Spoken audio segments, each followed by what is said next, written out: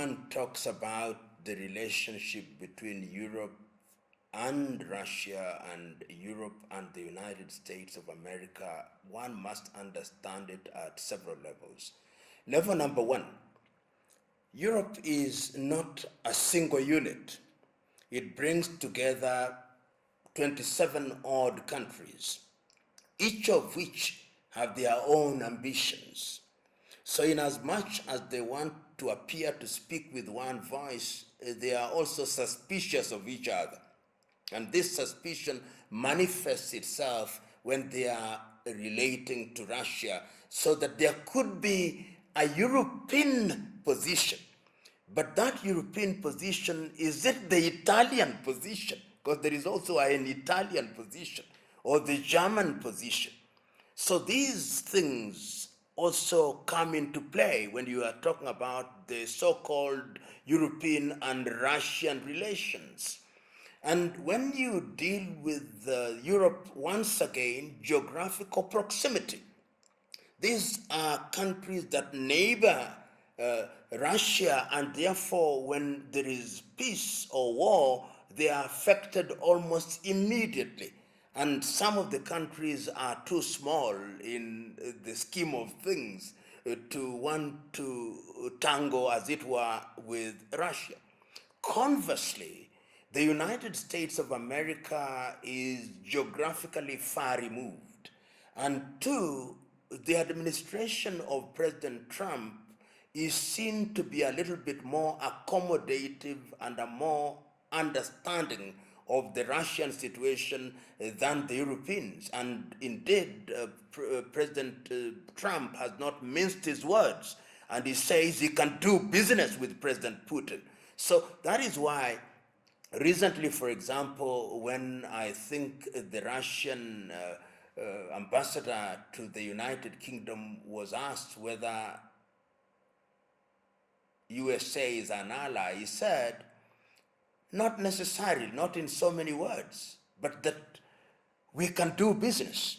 There are differences, but we can do business because you have a country that is not too judgmental, a country that is saying that we ought to ensure that Russia is back in the fold, back in the SWIFT system, back doing business with the rest of the world, as opposed to Europe, who think that sanctions can bring Russia to her knees. So you can see that the Americans are reading from a totally different script, particularly USA post-Biden is reading from a totally different script, which is more accommodating, as opposed to the Europeans who think that Russia must be humiliated. That is why they talk of victory against Russia. And the Americans are saying, we are not saying that there should be victory, we are saying that there should be rapprochement. And this is what is going to be in the interest of everybody. So that, I think, defines the difference between the European approach and the American approach. And the American approach is one that is softening the ground. And that is what I think that the Russians are also looking to, that anybody who thinks that we will be defeated, that we will be humiliated, and that we will go gloat, they'll come and do things that are not in our best interest, we are not going to listen to you. But if you recognize that we have interests which need to be respected and protected, then we are going to do business with you. You know, Europe has historical grudges with Russia. Each one, some of these countries have historical grudges.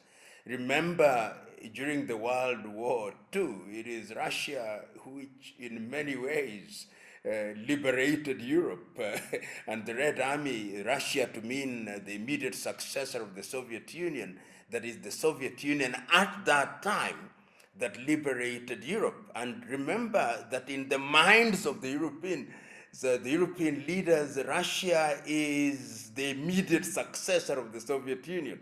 So those historical grudges are still alive and well, because Russia was triumphant at that time. And even when the famous meeting in Yalta with Stalin, with Churchill, and with Roosevelt, the concessions that were made to the Soviet Union and in the minds of the Europeans to Russia were concessions that ought not to have been made. So those historical burdens are still alive and well, and Russia is the target in this regard from where I sit. Oh no, peace will be found. Even if it is an unstable peace, it will be found, because there is no choice. And one can see, particularly in this conflict of Ukraine and Russia, there is fatigue. You only have to listen to the interviews that are being undertaken, only listen to all the players. The appetite for peace is now alive and well.